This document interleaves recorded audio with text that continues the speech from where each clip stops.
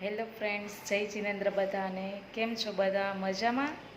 અમર ભાવના બ્લોગમાં ફ્રેન્ડ્સ આપનું સ્વાગત છે.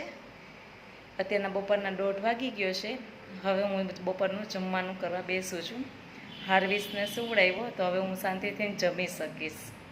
તો અત્યારના આજે આપણે બપોરના બનાવ્યું છે તુરિયાનું શાક. તુરિયાનું શાક નોર્મલી હું લોટવાળું કરું છું, જેથી કરીને એની ગ્રેવી છે ને થિકનેસ રહે.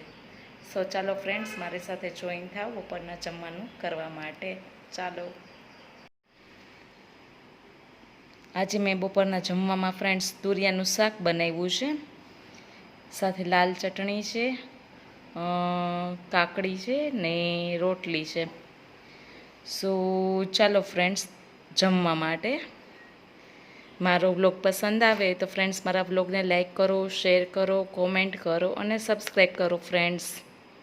આવજો બધા. જય જિનેન્દ્ર બધાને.